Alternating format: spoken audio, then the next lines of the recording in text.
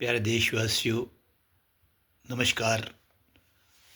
आज मैं अपने चैनल देश प्रेम विद प्रदीप के साथ पुनः हाजिर हूँ। मेरा ये चैनल देश प्रेम के लिए समर्पित है। इसके साथ साथ अध्यात्मवाद, धर्म और राजनीति का भी ये चैनल है। इसमें विभिन्न विषय पर बात होती है। आज इसी विषय में, इसी कड़ी में बिहार की राजनीति पर मेरी बात होने वाली है।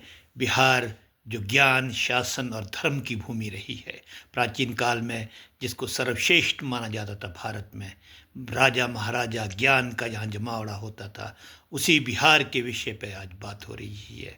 और समय के अनुसार बिहार की क्या स्थिति हुई है, उसका एक मूल्यांकन जो है मैं आपके सामने करना चाहूँगा। और इस तरह से मैं आपसे आग्रह करूँगा कि मेरे चैनल देश प्रेम विद प्रदीप को सब्सक्राइब कीजिए, लाइक कीजिए और शेयर कीजिए।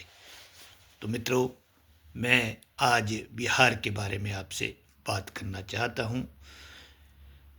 प्राचीन काल में ज्ञान, शासन और धर्म का ये केंद्र था। यहाँ पर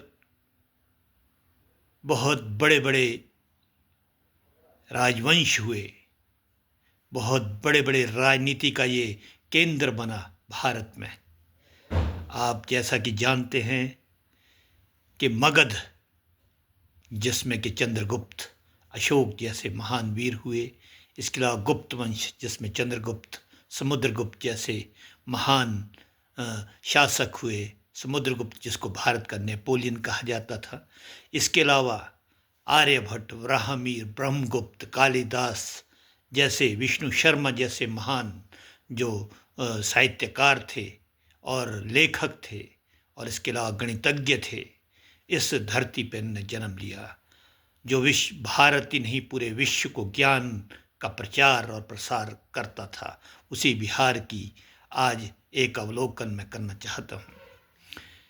शुरुआत में आप देखें कि वैशाली सबसे प्राचीनतम राज्य था। इसमें लिच्छवी गणराज्य, लिच्छवी वंश के शासन था लोगों का, और ये गणराज्य था। यहाँ राज्य शासन नहीं करते थे, यहाँ पर चुने हुए लोग शासन किया करते थे प्राचीन काल में। इसके अलावा आपके वैदेही, आपके जो है महाराज जनक का राज्य, अंग, जहाँ कर्ण के लिए कहा जाता है, कर्ण का राज्य था। इसके अलावा सबसे बड़ा राज्य मगध जो है देश की शान था। हरियंक वंश से लेकर काकवर्ण, इसके अलावा शिशुनाग वंश, नंद वंश, और उसके बाद सबसे महान वंश मौर्य वंश, जिसकी की नींव चंद्रगुप्त मौर्य ने डाली चाणक्य की सहायता से। चाणक्य उस वक्त के महान दार्शनिक विद्वान थे, और उन्होंने जो है नंद वंश को कुशासन को जड़ से उखाड़ फेंकने की कसम खाई थी, और एक वृहत भारत के निर्माण की उन्होंने सोच रखी थी। उस ज़माने में इतनी महान सोच, आज भी हम चाणक्य के बारे में बात करते थे। और उन्होंने चंद्रगुप्त मौर्य की सहायता से यहाँ पर मौर्य वंश की नींव डाली।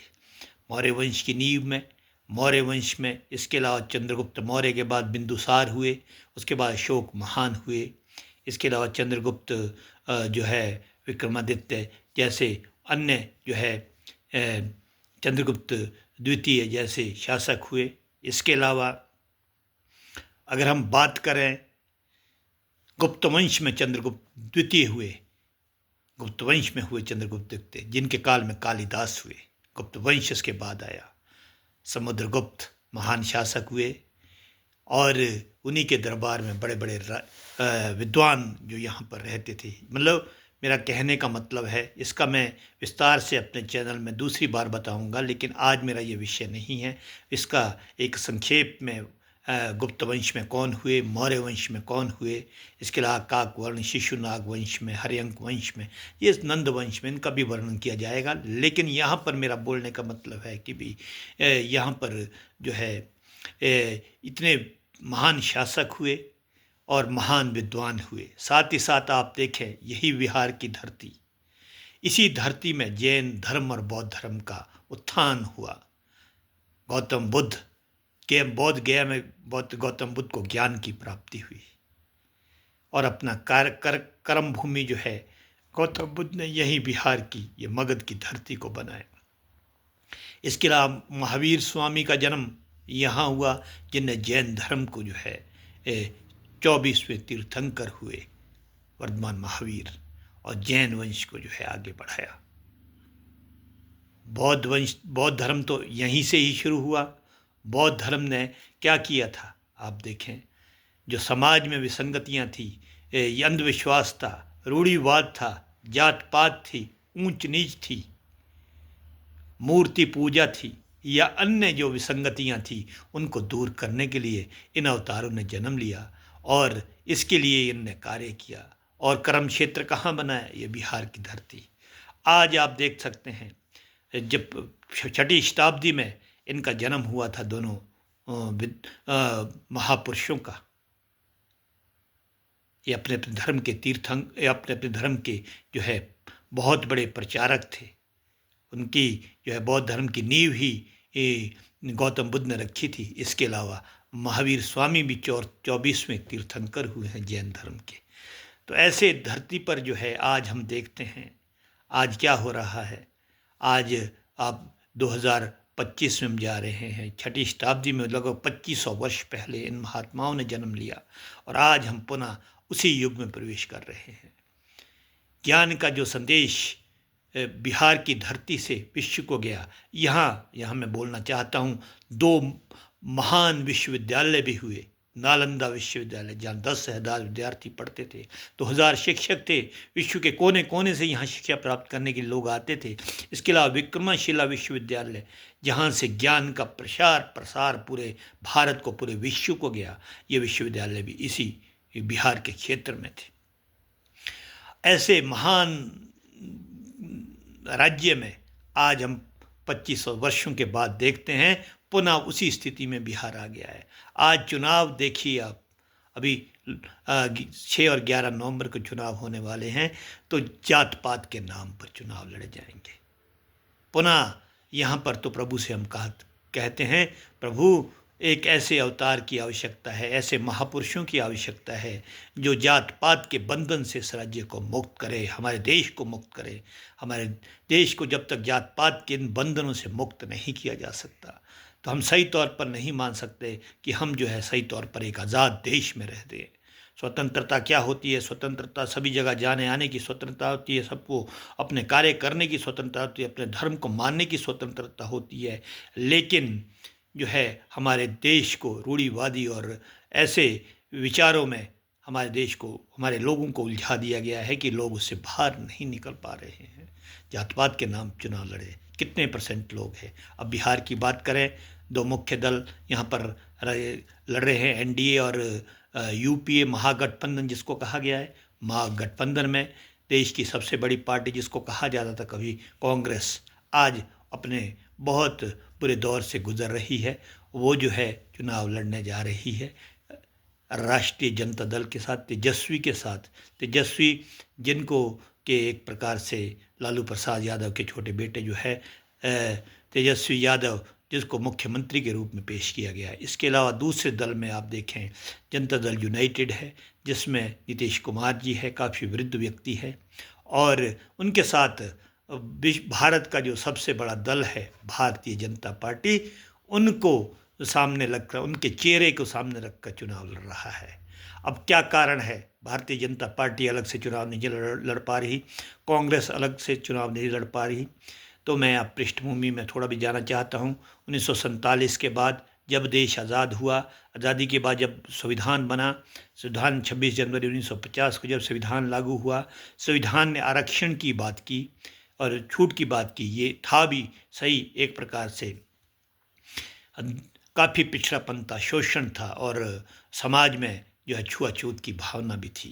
वो छुआछूत को दूर करने के लिए ये कहा था अम्बेडकर साहब ने कि भी ऐसा एक प्रावधान किया जाए जिससे इन लोगों को ऊपर उठाया जाए।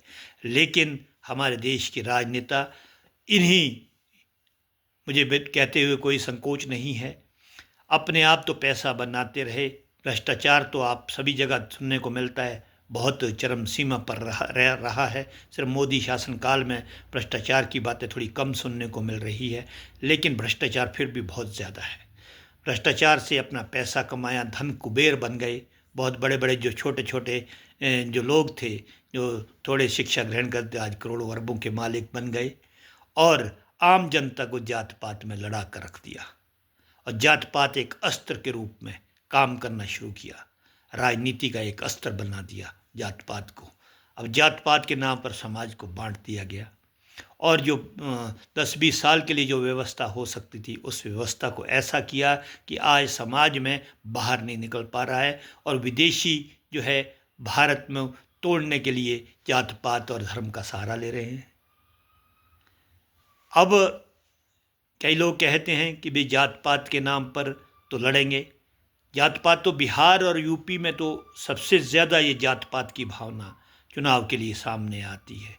वो क्यों आती है? सबसे बड़े राज्य है बिहार। झारखंड के बाद जब झारखंड जो है अलग हुआ बिहार से, उसके दूसरे नंबर पर ही था। अभी भी 8-9 करोड़ की आबादी का ये राज्य है, बहुत बड़ा राज्य है। उत्तर प्रदेश, उत्तराखंड बना, लेकिन उत्तर प्रदेश की भी यही स्थिति है, बिहार की भी यही स्थिति है। अब बिहार को आरजेडी ने दे थी, आरजेडी ने यादव और मुस्लिम MY का फार्मूला लगा दिया। जनता दल यूनाइटेड ने EWS जो है मतलब कि अति पिछड़ा वर्ग और आपके कुर्मी वोटर जितने भी है, उनको साथ जोड़ करके महादलित दलित का हिसाब किताब करके बना दिया। इसके अलावा रामविलास पासवान ने पासवान अब थोड़े अगली भी है और महादलित भी है, तो पासवानों को साथ ले के चल पड़े। इसके अलावा अभी जो है इनको तोड़ने के लिए एक और पार्टी आई PK की, प्रशांत किशोर की, वो भी चाहते हैं। इसके अलावा AIM के असैबुद्दीन ओवैसी आए, वो भी चाहते हैं कि मुस्लिम वोट उनको आए।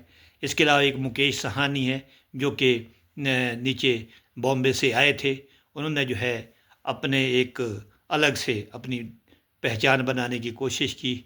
जो जातीय समीकरण था उनको लेने की, पहले BJP में रहे, BJP 3-4 सीटें उनने विधायक बने।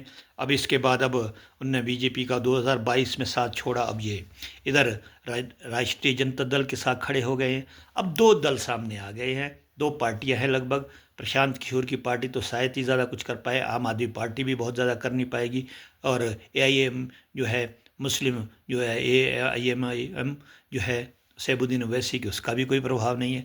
मुख्य मुकाबला 2 दलों में है। बाकी देखते हैं आगे आगे होता क्या है।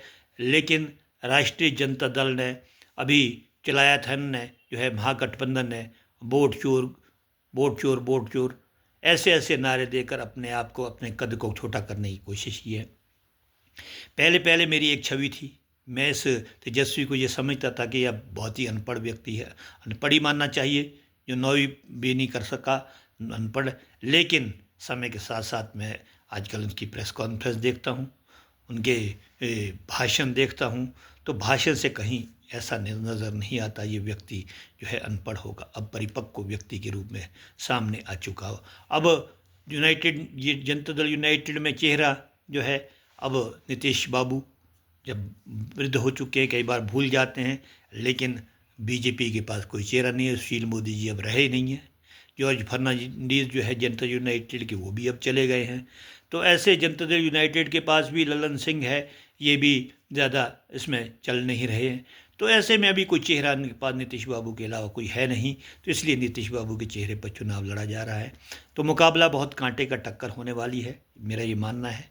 लेकिन पलड़ा फिलहाल मेरी नज़रों में NDA का भारी है। NDA की तरफ झुकाव थोड़ा ज़्यादा है। आने वाले समय में इसका एनालिसिस करूंगा, बताऊंगा कि क्या क्या चीज़ें हैं। मुकेश सहानी की बताऊंगा, प्रशांत किशोर के बारे में भी बताऊंगा। लेकिन ये जो जातिवादी राजनीति है, ये निश्चित तौर पर कोई अच्छी राजनीति नहीं है।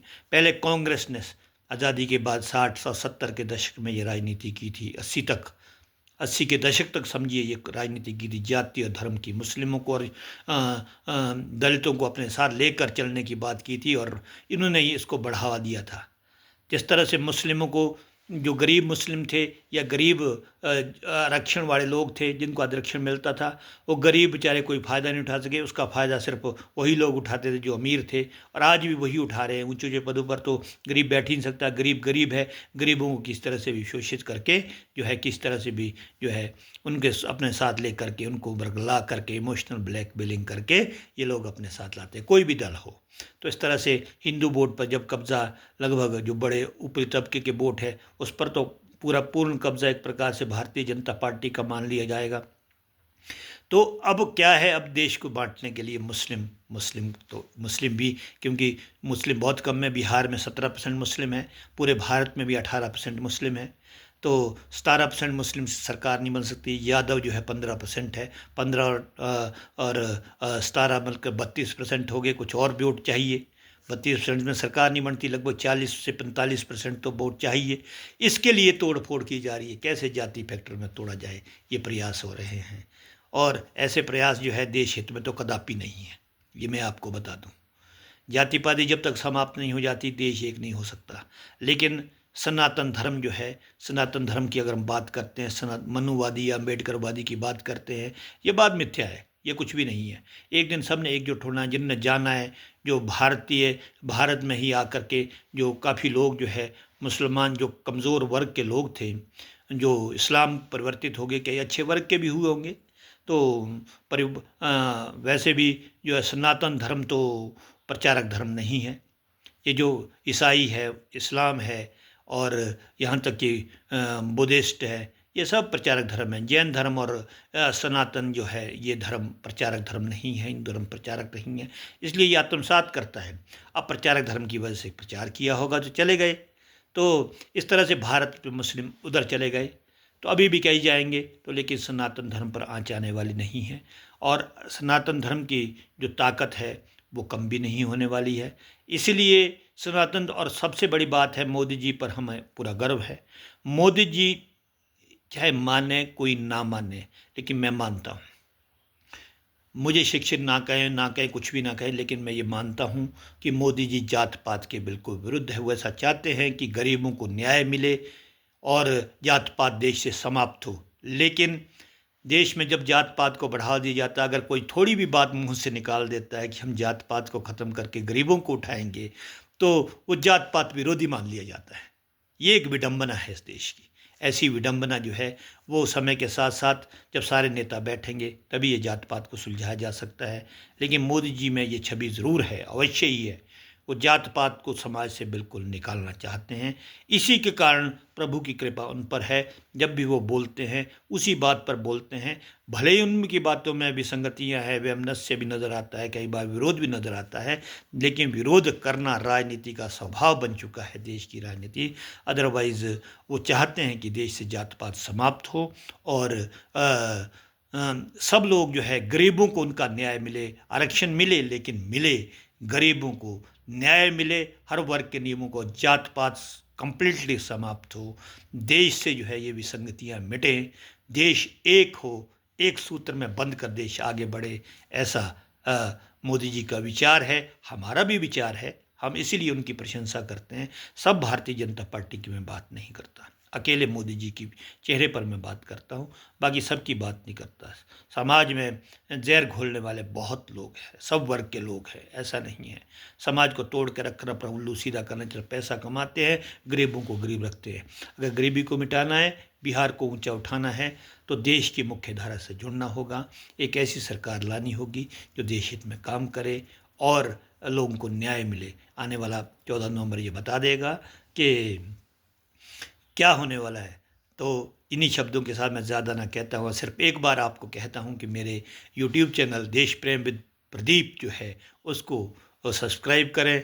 उसमें आप लाइक और शेयर करें। सब्सक्राइब करना बहुत ज़रूरी है, इससे मुझे मनोबल मिलता है। मैं अपनी बात रखता हूँ, और भी बातें रखूँगा। मोदी जी की मैं तारीफ़ इसलिए करता हूँ कि उनमें मुझे सच्चाई की बू आती है। उन्हीं महापुरुषों की श्रेणी में मैंने मोदी को रखा हुआ है, जिसमें वर्धमान महावीर और गौतम बुद्ध को रखता हूँ, और जिसमें बड़े बड़े बुद्धिजीवी को रखता हूँ।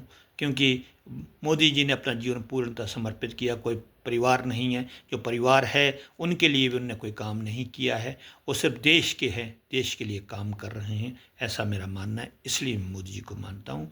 बाकी अगर बाकी बात बोलो कि भाई हम किसी दल के विशेष के समर्थक हैं, तो ऐसा कुछ नहीं है। आप हमारी बात थोड़ी बहुत सुनते हैं, आपका बहुत बहुत धन्यवाद। जय हिंद, जय भारत।